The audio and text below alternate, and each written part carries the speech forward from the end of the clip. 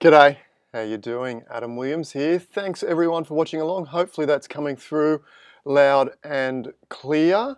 Let me know in the live chat below if everything's working as it should be working. I see we've got a bunch of people. Oh, hang on, let me just turn the volume down. Sounds like it is working because it is coming through on my phone. Once again, I have my phone all the way over there because there seems to be a little pocket of strong internet right in the corner of my office, whereas everywhere else is a bit in and out. So hopefully that gives us a pretty good stream. Now, I noticed we had a bunch of people with us this morning already. I think we had 26 or 27 just as we went live to air. So that is incredible. Thanks for watching along. I hope you're enjoying this live stream. I'm not sure what episode we're up to, maybe 6 or 7, not sure, but hopefully you're enjoying it. And if this is your first time watching along, go back and check out the other ones. And if you want to join us each day at 10 a.m. Sydney time, then be sure to click the subscribe button and the get notifications button, and YouTube will send you a notification every time I go live or post a new video. Okay, sounds good. If you want to support the channel, click the like button, add a comment, say hello, put a question down there. And then also in the description below, a couple of things before we get started. There is that course that I have, my most popular Photoshop course, which is now pay what you like, choose what you want to pay, or even just accept the course for free as a gift if you're doing it a bit tough. Secondly, if you wish to join the photo critique and submit an image for next week, have a look in the description. I've left some simple instructions on how to do that, how to send me an email and what I need for next week, because I have now gotten through the backlog of critique images that I had when I did a call out a few months ago when I was doing this previously. All right. Let me have a quick look, make sure everything's working okay. Well, here we go. Oh, we've got a lot of people. Katrina, I think I said hello to a few people up the top already, but we've got Katrina, Anthony, Gail, Sue Ellen, Andy, Cheryl, Karen, Darren, Graham Gore, all good and clear, he says. Stephen Campbell. Anthony says working well. Doug Porter, g'day. Doug, a good mate of mine. Good to see you here as well. Rosie, the Altered Image Studio. I thought I recognised that. That's a good friend of mine. Susan, good to have you here as well. Sonia, Kathleen. Oh, and David Gazelbrook. How you doing, mate? Good to have you here as well. Oops, I just turned my... Okay, enough fussing about. Let's get into the image critique for today. We've got this image here from Philip Collier. And the way I like to do this critique is I ask for an image. Yes, absolutely, that's fairly critical. But then I also ask for a bit of a blurb, a bit of a story behind the image, or a bit about what the photographer was trying to achieve, because I don't believe I can give critique unless I know what the photographer was trying to achieve. Because what will happen if I try and give critique without the description or without the story, I'm just going to use my own eye and my own vision and maybe overwhelm the vision of the photographer to some degree. But at least in this case, I can kind of try and offer ways of improving the photograph based on what the photographer was trying to achieve. So if you are going to send me an image, instructions below in the description there, but make sure you send me a bit of a story, what you were trying to achieve. If you're trying to get any emotion in that image, let me know what the emotional content was supposed to be. Philip says, I was driving through country South Australia one afternoon and saw these amazing cloud forms.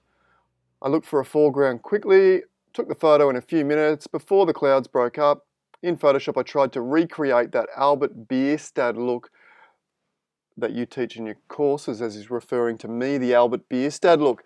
Interestingly, the 𝗵𝗲𝗄𝗏 look, I think we're going to do that tomorrow on Friday morning at 10 a.m. If you've never heard of 𝗵𝗲𝗄𝗏, after the episode today, write it down on a notepad next to your desk or whatever you're viewing on, and go and Google 𝗵𝗲𝗄𝗏. He's an incredible romantic landscape painter, from the era of the mid-1800s, I believe.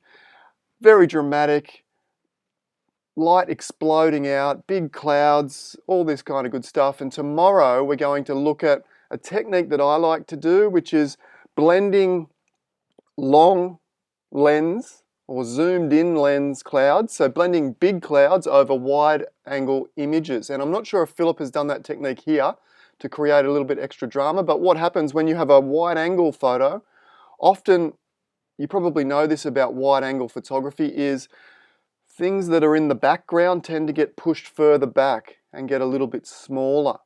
And the clouds are affected by that. So you have these really big storm clouds, then you crack out your wide angle lens and all of a sudden they're just tiny little storm clouds on the horizon.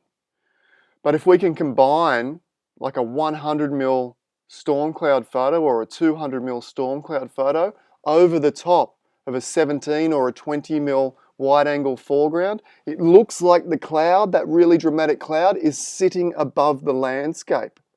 Now that's very, very difficult to achieve any other way, but it is much more, I guess, reminiscent of how those huge impending storm clouds feel when you're standing beneath them.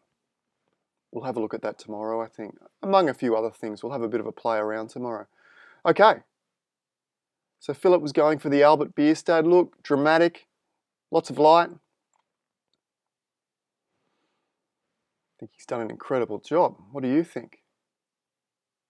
Absolutely beautiful. Now, this image does have that dramatic sky, big cloud effect that I was talking about, but I got a feeling that maybe Philip has managed to achieve this in a single shot.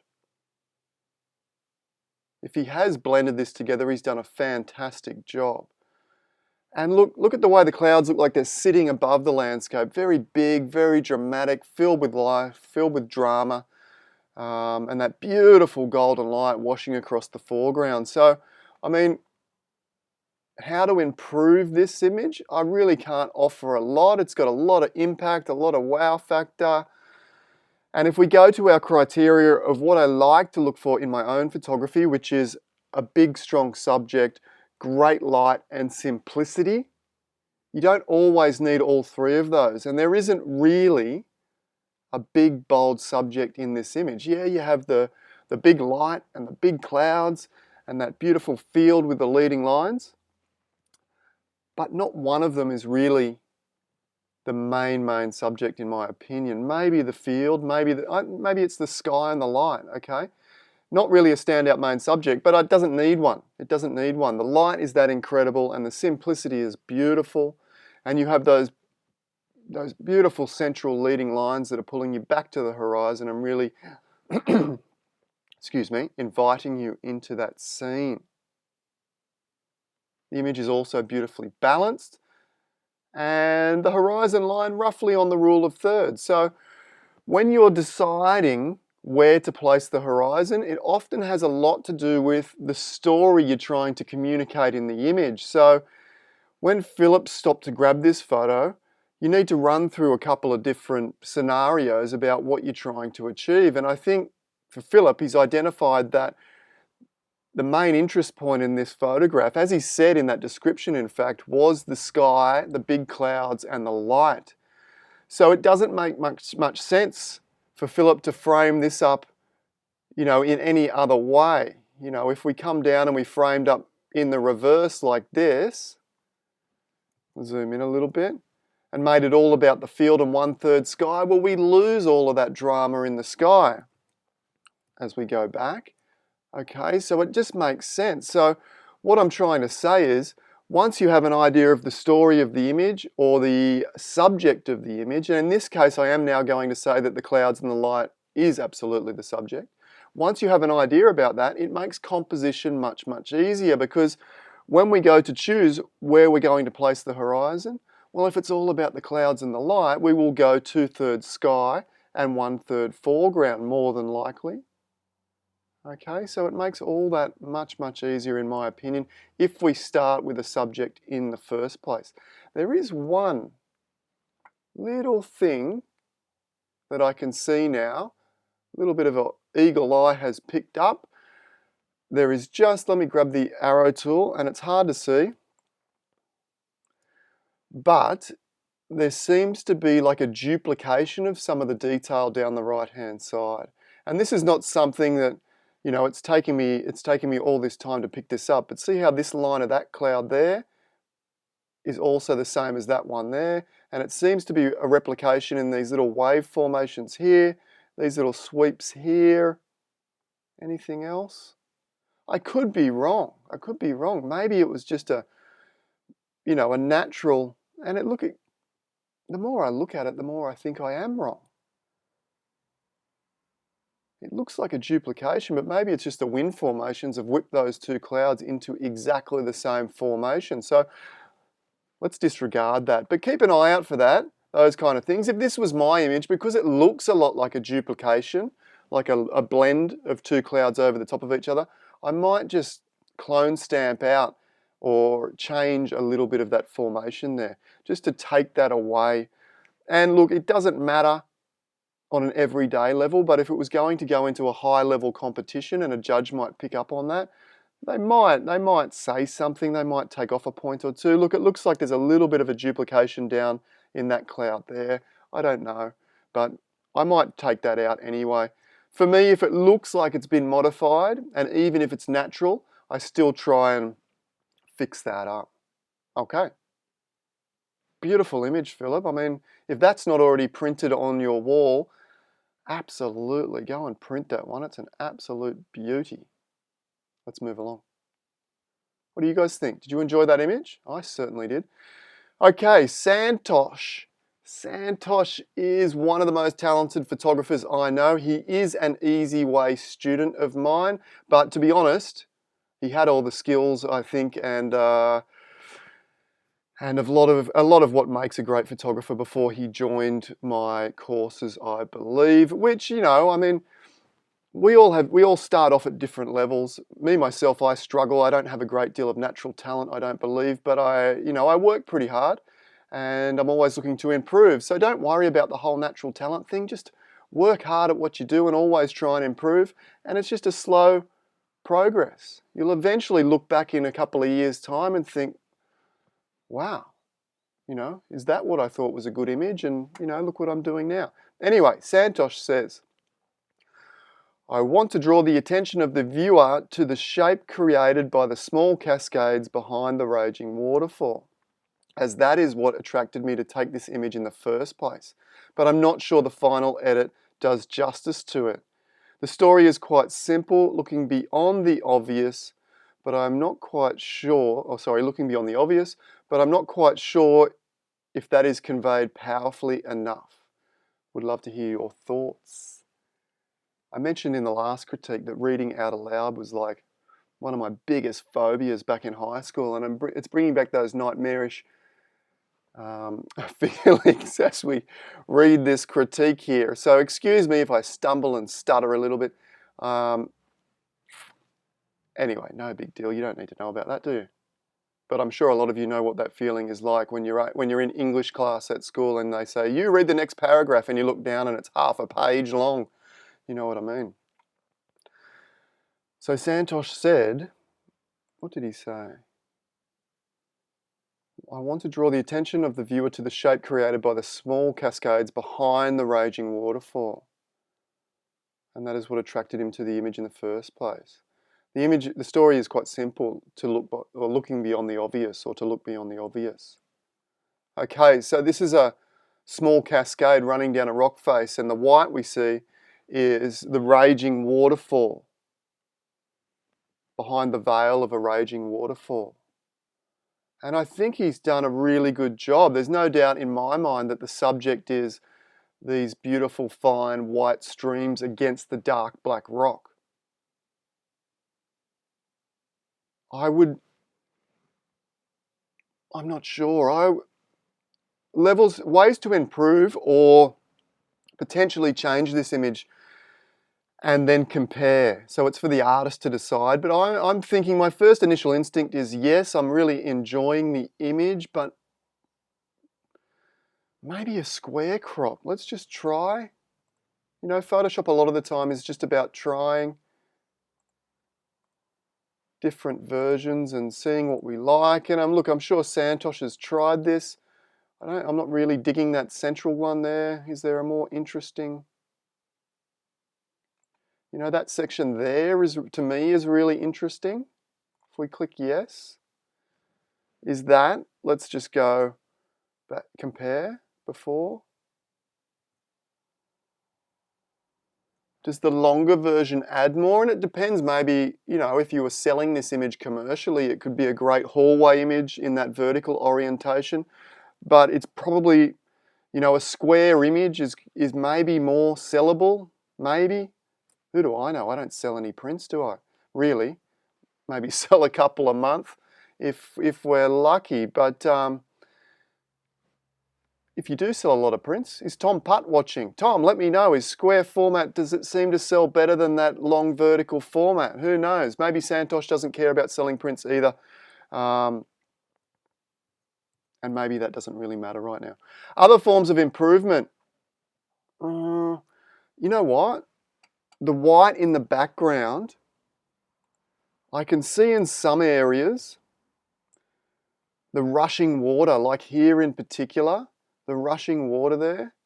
And I kind of wish that I could see a little bit more of that in the white background, because at the moment the white, it's forming a nice background, but it's not really offering anything else. And I wonder, can we, if I jump up to Nik Collection, Color Effects. Nik Collection is a great little filter set. It used to be free, it's not anymore. But if I grab I don't use a lot of it, but one of the ones which is really handy is the detail extractor here.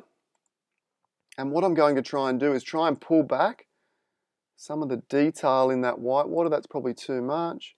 Maybe just like that. Click OK. I don't like what it's doing to the rocks. But let's see if the addition of a little bit of detail in the white water, it's taking a long time, isn't it? I've got the spinning Mac wheel of death there.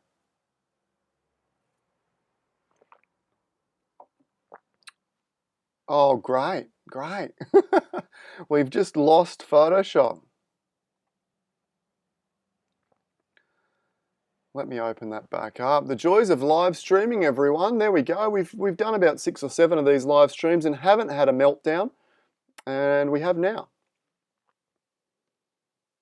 Hopefully Photoshop recovers all of those images, and it has. Well, panic averted. That made me a little bit anxious for a second there. Where are we? Where are we? We're all mixed up now. There was that one. I'll delete that out of the way. Don't save. Here we go. Santosh.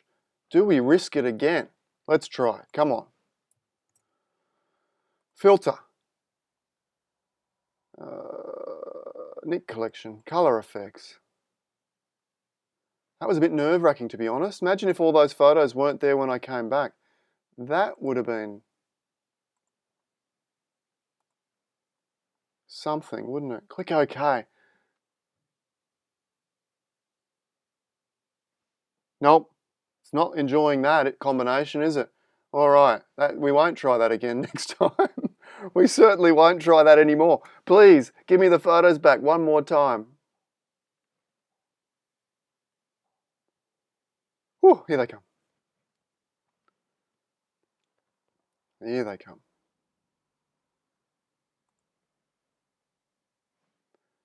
Here they go. Here we go. Nope, not that one. Santosh. Which was Santosh? Da, da, da.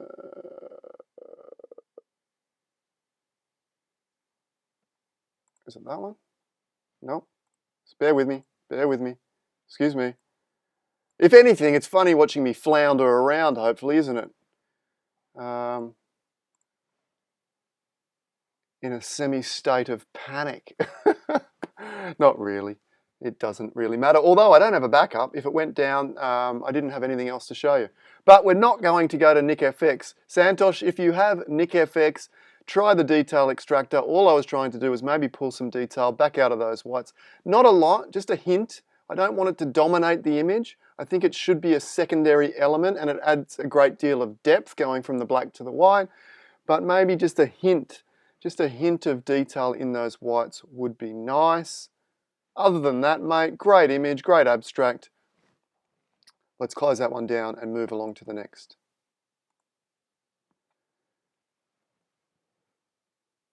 𝗏𝗃𝗪𝗏. Now I'm not sure if I've missed, that might be a typo. I'm not sure if it's 𝗏𝗃𝗪𝗏 or it is in fact 𝗏𝗃𝗪𝗏.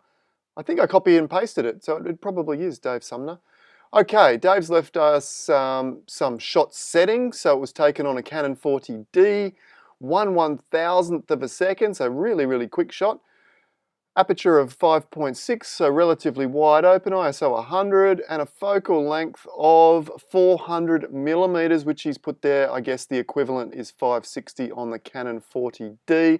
So yeah, actually 1/1000th is about the minimum you would want to shoot that if it was handheld to get a really strong or a really sharp, crisp image. Dave says, I took this image a number of years ago from a very long distance away on a very windy day. The sand was blowing up the beach and was making the light very subdued and hazy. I've always liked this shot because of the moody skies and all the people doing different things, plus the hang glider in the sky. It seemed like an image full of beach pastimes. I like that. What I really liked though was the person on the bottom right who is looking over the entire scene with their arms folded, which inspired me to call this image the overseer. Thanks for the story. Beautiful. So we're looking for a beach image with beach pastimes and kind of a hazy feel, with the subject being the overseer. Let's check it out. Is everyone still with me? Hopefully. Hopefully. Am I talking to myself? Let me have a look here. Where are we? Sorry about the disjointed stream this morning with the Photoshop dropping in and out. It says it's still live here. Got to go through the advert first. Are we still there? 10:30. Oh, Graham says yes, still here. Awesome. Gail says very blurry screen at my end. Maybe just close it down and go back in and click on the live stream again, because it's working fine for me here, Gail, now. Kathleen says all good. Mike says all good. Great, guys. It had paused over there, so I had another moment of panic. Live stream. Okay. Remind me, Dave. Beautiful beach image here from Dave. So, yeah, lots of people doing lots of different things. Hang glider in the sky. Love that detail. Very simplistic. It doesn't overly have a strong subject, but that doesn't always need to be the case. Yeah, this guy is probably the subject, and the hang glider is also fairly dominant in the frame as well. Simplicity, yes. There are very little distractions in there. And the light it's okay. It's pretty good. I'm liking the light down along the beach edge here. Lots of little glimmer on those waves. And the haze. Maybe we can really get a bit more light and feeling and haze out of this image in Photoshop. Let's give that a shot. But a very nice image. There's lots of separation, so there's a lot of people doing different things in here, but most of them are all separate. The one point that I wish had a little bit more separation are these two surfers getting prepared to go out for a surf. So, look, I might have waited another 30 seconds or a minute until the first surfer decided to walk into the water, head down to the water, because that is a very iconic thing to be doing at the beach, going for a surf. And at the moment, those two guys are kind of locked in a bit of a yoga pose there. And I can tell what they're doing, but I wish they were separate, and I wish even more that one of them was running on down the beach to dive into the waves. Okay, that would be maybe the critique of the point of shot. Not much we can do about that now. Can we give this image a little bit more lift in the light and maybe add to the haze a little bit more? Maybe it doesn't need it, but let's have a little play and see what we get there. Because what I can see, there's a little bit of light up this bank here, a little bit of light on that bank. Let's try and enhance that. So I'm thinking the technique that I've showed you in the previous in a previous live live session, was the painting with pure sunlight. We're going to select a solid color layer. We're going to choose an orange. Just click in the middle and click OK. Doesn't matter which color you choose, roughly that orangey brown color. And then change the blend mode to color dodge. It's a bit over the top, isn't it? A little bit over the top. I like over the top, but even for me that's a bit over the top. But if we double click back in, we can just tone that down a bit. And look, I don't want to tone it down too much.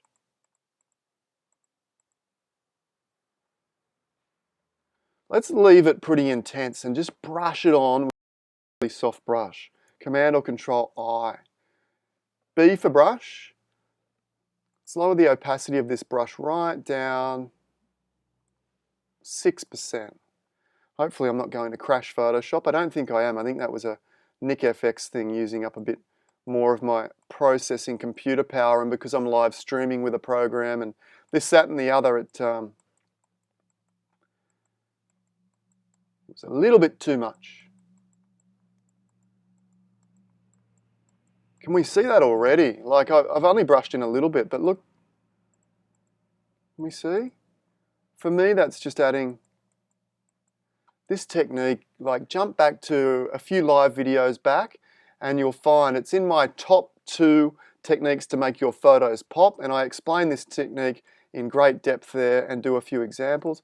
And we can bring it up here on that little ledge, a little bit up on that hill there.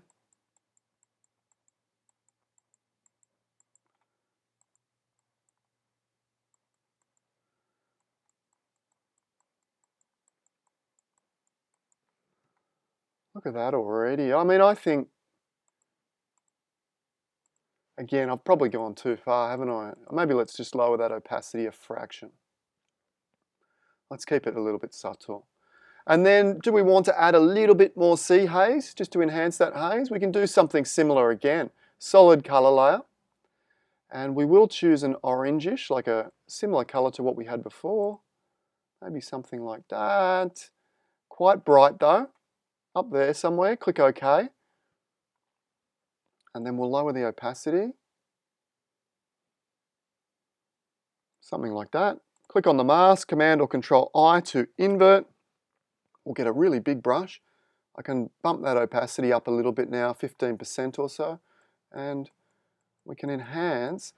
Now, when we're creating depth in landscape photographs, in actual fact, I'll touch on this in more depth tomorrow, because the great landscape painters are incredible at creating a sense of front to back depth.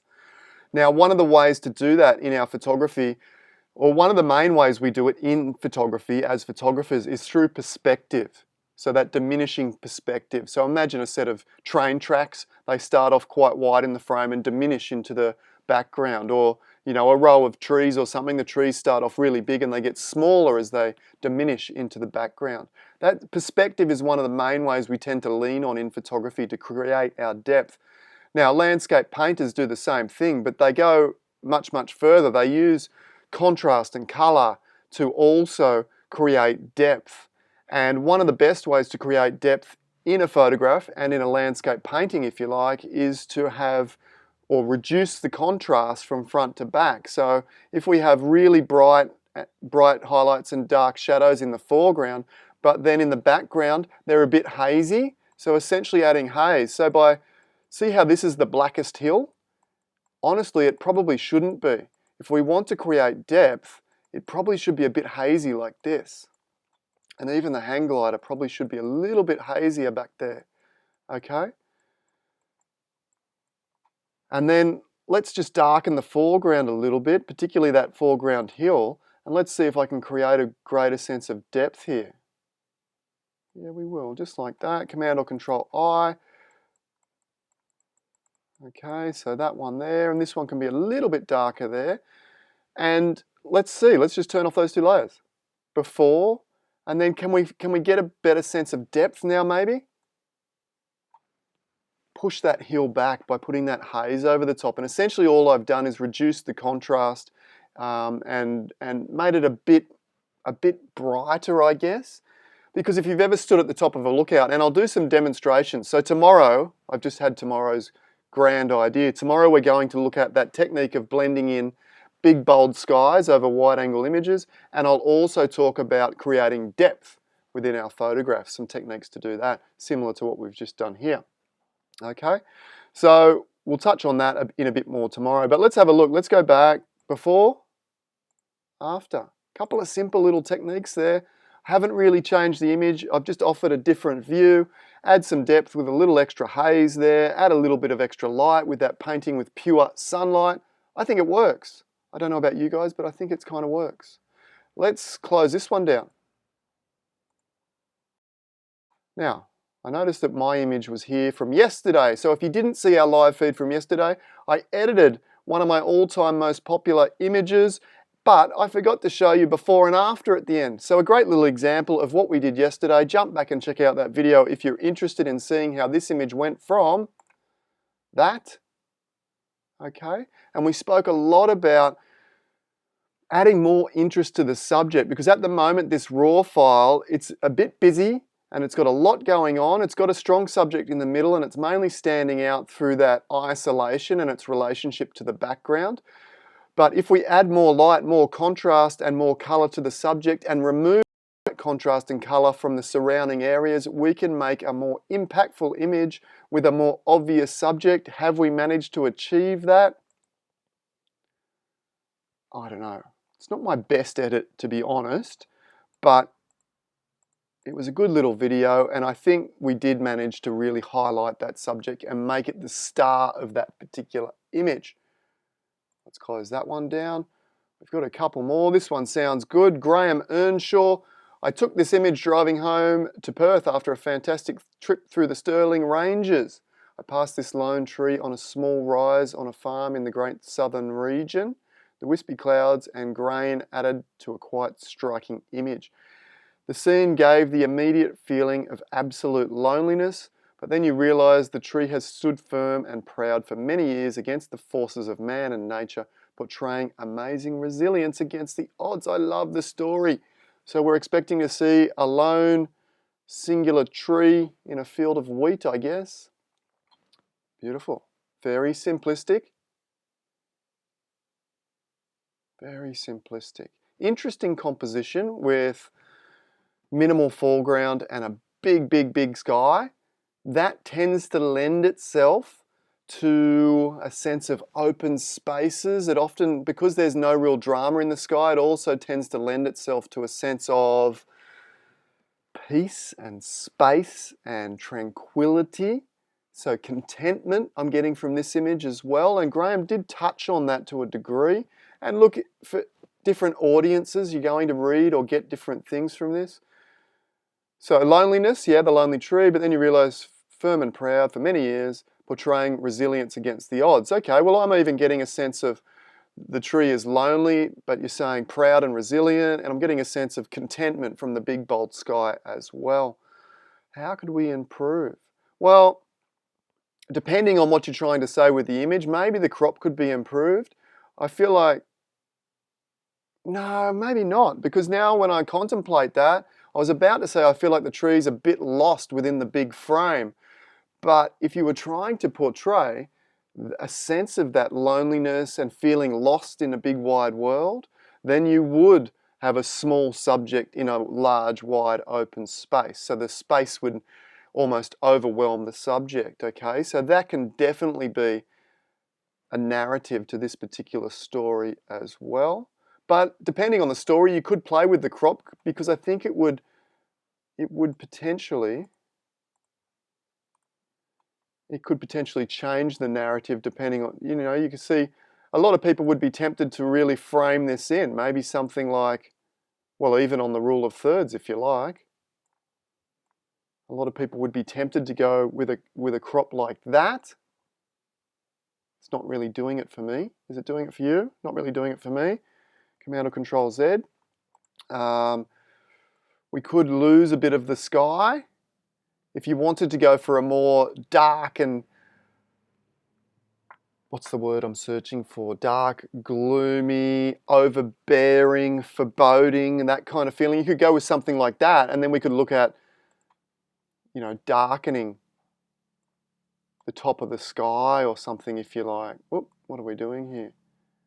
You know, you could get something like that, just having a mess around here. And I don't think you need to do too much at all here with this image, but, you know, we could get a little bit more of that action going on if you like, where you now have this impending doom of the sky over the top and the tree sitting in the middle. We could definitely go with something like that. Do I think it's better? No, not really. Let's go back a bit here. Where are we? Where are we? Let's go back to the start of the history, back here. Improvement on the image as is. What I can see is there's a kind of a round, the goal for myself when I'm processing in Photoshop is for even though I love going over the top and I love going too far, I still like my processing to be somewhat invisible. And what I mean by that is I can't see the brush strokes. I can kind of see the brush stroke here where it's been lightened up, and I would just feather that off a little bit. Okay, so what I mean by that is if we can just maybe brighten up a little bit like that, Command or Control I, B for brush. Hopefully I can get this to blend in a little bit.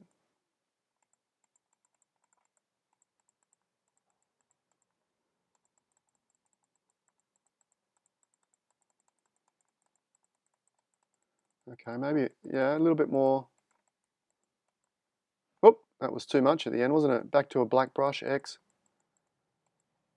Lower that opacity just to allow me to brush in a little bit more at the subject here. Okay, and then even in the sky, we could probably brighten that up a little bit there. Okay, and I'm thinking in the sky, we could probably just add a little bit of a vignette just to help the eye be drawn in. Maybe, Command or Control I. Brush, brush, brush, maybe a little bit there, a little bit there. We don't, again, down here in those corners, that heavy vignette is probably my rule of thumb with vignetting. If you're going to, look, it doesn't matter on everyday work or whatnot. If you're going to enter a competition though, vignetting, my rule of thumb goes like this. Judges love vignettes, but they don't like to see them, okay? They don't like to see where they start and finish. So those strong edges there, again, I'll come back to that brightening layer and we'll just brush them out a little bit like that. You know, something like that. Not a big difference. Before, after, yeah, I think that helps. It just adds a little bit more light on the subject and also feathers off that those brush strokes a little bit. How are we going? We're still coming through live and clear. 𝗏𝗏𝗏𝗏 says he'll put his head on the chopping block with this image for critique. It was taken at Newcastle Water's cattle station a couple of days ago, but he sent me this a few months ago, so a few months back. Midday sun, not the best lighting, but it was the time he was there and he was passing through and he took the opportunity. There's quite a bit of history to this place going back to the 19th century and the old droving days. That said, initially I like how the rusted old 𝗏𝗲𝗄 was standing upright still, but in contrast to the crooked building, given the history of the place, I decided to process it with the feel of an old faded Kodak print. And that had been lying around for decades. I did consider adding a faded vignette to emphasize the age. What do I think? Let's take a look. Zoom in a little bit. The resolution on this image is not great. Make sure you send me those 2000 pixel images. I don't know what this one is, but I don't think it's 2000 pixels. Oh, it's only 640. Okay. Yeah, the old 𝗏𝗏𝗏𝗏 are standing upright, the rusty textures, the age, the faded age. Yes, absolutely, I love it. Strong subject placed in the middle gives a sense of balance. I think maybe we could play with a bit of contrast versus fading out the background again with this one. Let's have a play. If we think that the subject is the Bowser and the rusty textures and maybe the rusty door here, let's see if we can't give them a little bit of a pop, bring them off, but maintain that old feeling at the same time. I'm not sure if I'm going to be able to do this, but let's see. Curves, grab the little curves hand. We're going to do a little bit of split curve contrast. So we pick the lighter area of the Bowser and the darker area and split them apart. Again, this is in that same tutorial a couple of days back with the painting with pure golden sunlight. If you haven't seen it, jump over and check that out next.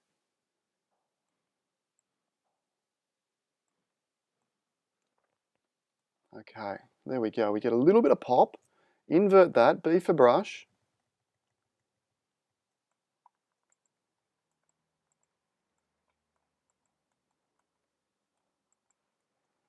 Okay, a little bit of pop there.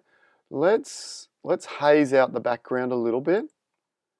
Solid color layer. We'll do the same way that we did with that previous image or an image a couple back there. We'll choose a sort of a browny, dusty, reddy, a reddy yellow, like a dusty red dust color. Something like that. Lower that opacity down. Yep. Click on the layer mask, Command or Control I to invert. Now I could make a selection. I'll just rough brush it. We could make a detailed selection of this subject using the quick selection mask or similar, but we'll just rough brush this because we can. I think we can get away with it. Okay, this will also, remember, this will give the image a bit of extra depth. Okay, something like that, and we might just wash over. It's a bit much, isn't it? A bit much. Let's lower the opacity. Something like that. If we go to a curves layer, what happens if we lower the contrast as well? It should give us a similar effect. Pull that down, bring that up. Maybe go a little bit more high key-ish. You can find all of these techniques in my courses as well at easywayphotography.com.au, proudly brought to you by. Okay. Keep in mind, there's that course down in the description where you can pay whatever you like, including $0, and take the course as a gift from me. Command or Control I to invert. Let's just add a little bit of that high key effect. Okay, into the background there as well. It's going to give us that dusty feeling. Yeah, is that working? Maybe. And let's add a little bit of a color wash over the top. Solid color in a sort of a golden brownish color. Click OK, and we'll we will change this one to soft light. Not quite right, double click there.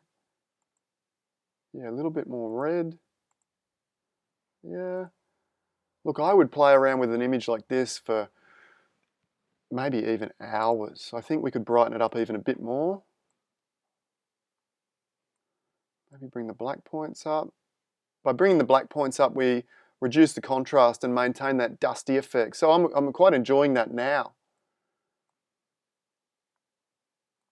What do you think? I've probably completely ruined it. Sorry, Robert, but I'm just giving you some options of maybe taking that a little bit further. That is a rather straight image, as in it's not a great deal different to what you would see coming off the camera. And I think, yes, it has achieved the story you were looking for. But if we really wanted to push that narrative as far as we could push it, we can really get a little bit more dusty, reduce the contrast, and have a play around, and we get something like that. Okay? So, in actual fact, I keep spruiking all these courses, don't they? But they're mostly free. If you jump over to 𝗏𝗏𝗏𝗏creative.com.au, I have my 𝗃𝗵𝗏𝗏 high key example image where we run through pretty much exactly this technique in the free course over there. You'll find the free course at the 𝗏𝗏𝗏𝗏𝗏creative.com.au there on the homepage. Okay, what do we think? I think that worked quite well. Couple more images. What do we got? We got 2 to go. Matthew. This photo is titled Safe from the Blaze. Traveling alone to compete? Sorry. There we go with my reading it aloud skills. Traveling alone to compete in a very exciting and important event. I was feeling quite calm, but nervous and excited. I know what that feels like, going down to the 𝗂𝗵𝗂𝗃𝗃 Print Awards or something like that, you know, hard in your mouth, where your images are about to be judged live, and your heart could be lifted to great heights or crushed in a moment of seconds. Anyway, maybe Matthew's not talking about that. I happened across a lone boat drifting in a lake after sunset. The smoke in the background reflects my nervousness and the excitement, while the boat and the calm conditions of the lake reflects my focus and composure. I love the story and the thought behind that. It's really important that we have an idea of what we're trying to achieve. I feel, look, if you love your photography and you don't care about the story, then don't worry about it. But if you're looking to give your photo more meaning, more purpose, and maybe bring some more of your own personality and passion into it, then being mindful of what we're trying to achieve is a big step in that. Calmness of the boat. So we got this sort of, calmness while surrounded by the nervousness or the, what's a word for the bushfire? I've lost my words this morning, haven't I? Nervousness, the doom and gloom of the bushfire, the intensity, the anxiety of the bushfire and whatnot. Okay, got those words back just in time. How could I improve this? Well, I would ask one thing first of all. The first thing that really jumps to mind for me is, do we need this tree overhanging in? And if I ask myself on a couple of levels, is it a distraction? Well, does it add to the story of what Matthew, it was Matthew, wasn't it? Yep, of what Matthew was trying to say, not so sure. So if it doesn't add to the story, it's more than likely a distraction. And Matthew might argue that it is, he tried to achieve a natural frame to this photograph. And I would say, yes, you're on the right track, but I would also say, I have a bit of a rule of thumb for that too. Much like when we're framing our photos to hang them on the wall, if the frame doesn't improve the aesthetic of the photograph itself, then you probably shouldn't place it there in the first place. And I would argue that that frame, that little bit of natural frame in the bottom right corner, is not improving the aesthetic of the photograph, and that it probably shouldn't be there. Okay, so keep that in mind. If we had a beautiful tree either side of this frame, either side of this photograph, really framing this image up nicely and sort of creating a channel to look through to the subject, then maybe that would work. But in this case, I don't think it is for me, but it might be for you, Matthew. And in which case, I think we could maybe play with the crop here. You know, the rule of thirds is not the be-all and end-all, but I think in this case, do we need all that foreground? And I'm going to say no. The intensity of what's going on is more up here. And again, the right-hand side, the intense smoke and the subject is over this side, so I'd be inclined... Hello? What happened there? Come back here. I would be inclined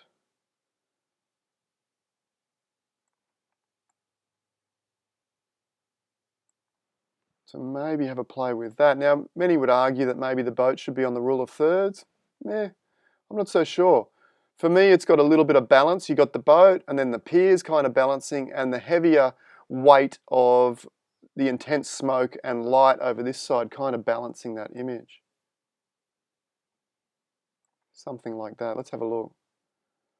I would go with that crop myself.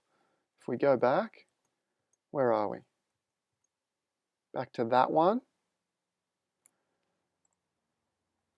Or something more like, you could leave the sky up there. That looks quite nice too if you wanted that extra layering. You know, there's some options for you there. And then maybe I would try and lift the light around the subject just a little bit. I would suggest maybe if you've got a little bit more in your raw file, to lift that raw file up, lift the shadows up a fraction, because the blacks in the boat and the blacks in the background, which are not as critical in the background, are starting to get a little bit blocked up and lacking detail. I'd like to see a little bit more detail in the main subject. Background doesn't matter. However, a great example of depth on this image as well. Notice how the front hill is much darker than the back one. And that's what we were trying to achieve on that image 2 or 3 back, wasn't it? Okay, let's just brighten that up a fraction. Curves layer. Yeah, see, no matter how much I brighten, I'm not going to get back any detail in that boat there. So if you do in the raw file, if you're able to lift those shadows up and bring some detail back, that might be a good idea. B for brush. Just a little bit of light maybe helps there too. Maybe, maybe not. Okay. Beautiful image, beautiful story. Thanks for that, Matthew. Don't save. We still have 2 left by the look of it. Isaac, winter willows. The last of the leaves have fallen, blown in the wind to the end of fall. Light bleeds through the darkness of the morning fog and mist. To survive another harsh winter, we must stand strong together. Very appropriate at the moment to stand strong together through the harshness of what we're facing. Capturing this particular image took a number of years to capture in the right conditions. For me personally, processing an image like this was difficult, and I had to be in a certain mindset. A strong, dark and depressing feeling is being portrayed here. I generally do not post my story behind my images on social media. I really like people to look deeply and find their own personal feelings and or meanings in the image. Absolutely, I feel the same way. I like to leave my image relatively poetic to allow my audience to interpret that in their own personal way. I agree with that. I like the viewer to ask questions. There is a hidden story and I really want to impact other people's feelings in hope they feel something when they see an image of mine. Beautiful, Isaac. Let's check it out. Wow. That's a beauty. That's a real beauty. I love it. It does have that dark, gloomy, not really intimidating, but depressing type of feeling to it. It's quite cold, it's quite dark. And those trees have a eerie feeling to them. They're kind of the trees that you would see in a Hitchcock movie or something, or something like that. How would I improve it? I think it's a brilliant image, well done. There are a couple of things that I can see initially that I would maybe look to improve. The tightness of the frame, maybe that can lend itself to the tightness of the chest, of the feeling maybe. Tightness of the frame, tightness of the chest. Depending on what the story is, maybe a little bit more space to the right and left could help. And there's a little bit of processing, there's a little bit of smudginess in the processing in the top right and the top left. The vignette is relatively obvious, but it's also a little bit blotchy. So just work on those brush strokes and maybe dot them out a little bit. You could look simply, we could just maybe, I don't want exposure, curves. We could just add a slight, now I'm not trying to darken down the sky too much more, but I just want to balance what we have going on here. You can see it's quite dark there, and if I start to maybe balance, and actually I can even come down in behind the trees a little bit. And it's one of the hardest things to do in Photoshop is balance that blotchiness. It's super difficult, and I don't really have a simple way of doing it other than to use a brush at low opacity like I am here and just dotting out the lighter areas.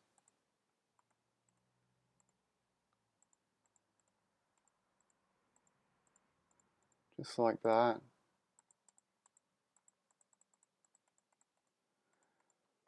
And you might think, don't paint over the trees because you're making the trees darker, but we should be able to. And if I now lighten up, go the other way, and invert that mask, we can just dot out, white brush, dot out.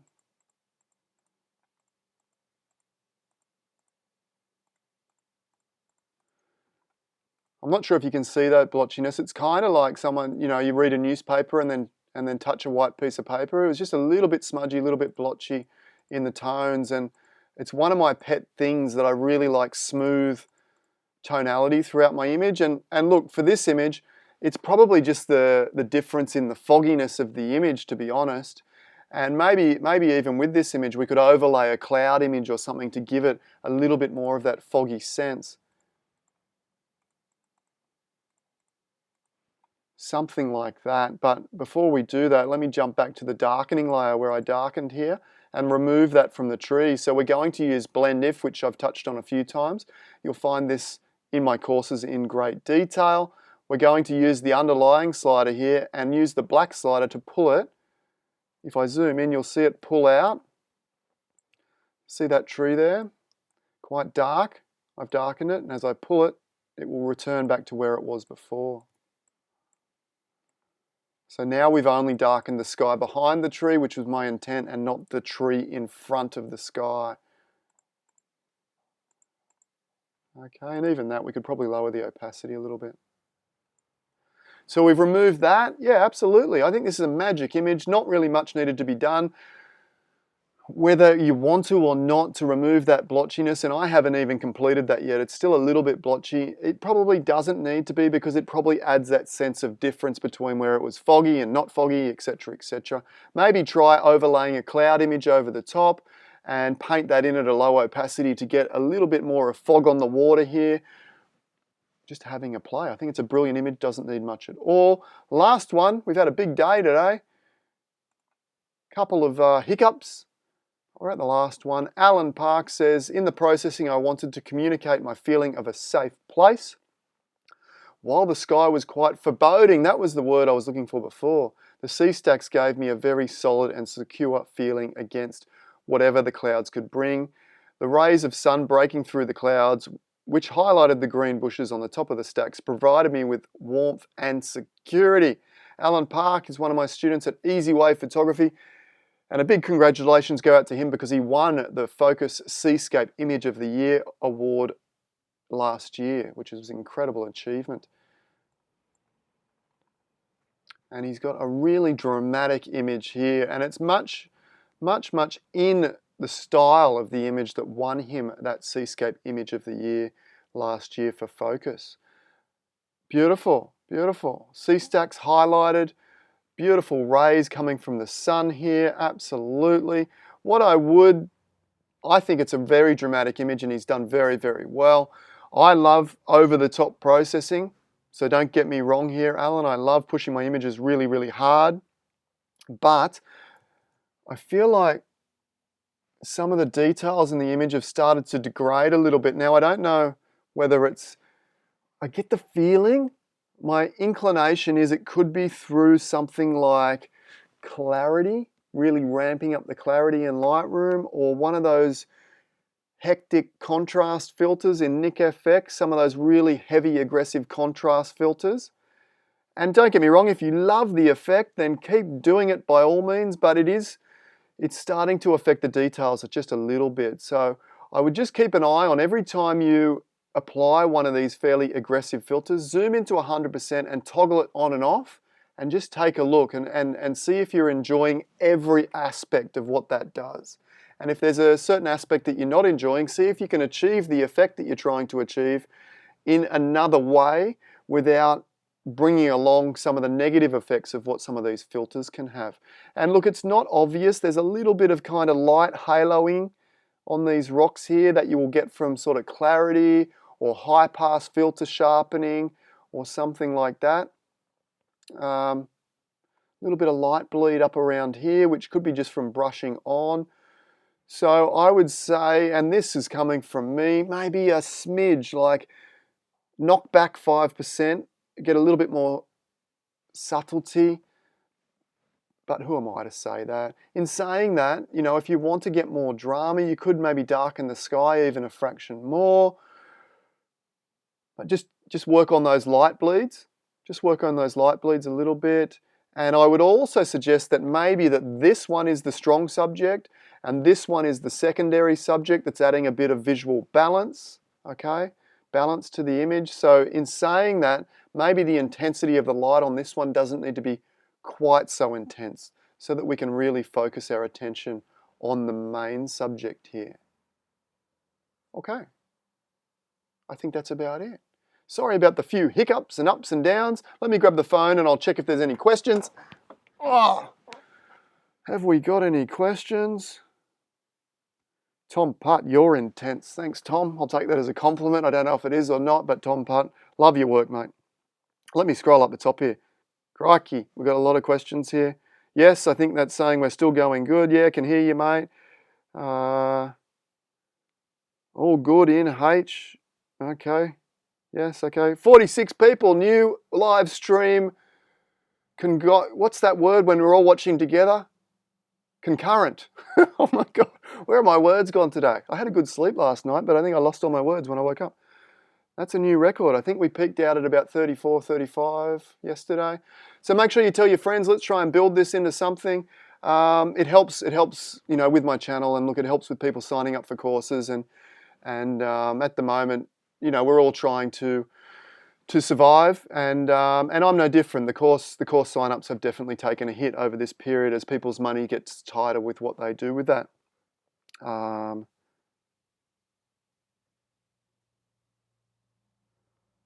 Yeah, still with you, mate. Bev is saying it wasn't loading properly this morning. Spinning wheel. Maybe your internet wasn't so great there this morning. So the replay should be okay as far, if everyone was getting it, the replay should be fine. So come back in a couple of minutes, the replay will be up.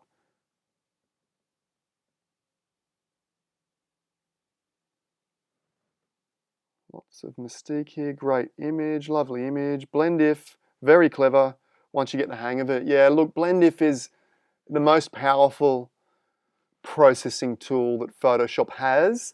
It sits side by side with luminosity masking. The reason I teach blend if and don't use or teach luminosity is because blend if is so much easier to pick up and use, in my opinion, and it does everything that luminosity masking can do. But it's just one slider. It's the only thing you have to learn, one slider. It's amazing. Whereas if you've ever tried to learn luminosity masks, for those out there, whoa, like trust me, it's a lot more than one slider that goes into that. But luminosity is excellent. Don't get me wrong, it's excellent. It's just complex. Cheryl says, great video, I'm learning so much. Okay, guys. Loved having you along. Once again, tell your friends, tell your camera clubs. Hit the like button, it all helps. Hit the subscribe button and get notifications so you make sure that you're here tomorrow, because we're going to do some really fun stuff. We're going to work on getting that painterly depth in our landscape images, and I'm also going to show you my 𝗏𝗏𝗡 adding extra drama with big, strong, bold skies to our wide angle images. Thanks for watching along. Thanks for joining me. Stay safe, stay well, love to your family, and I'll see you tomorrow morning. Bye for now.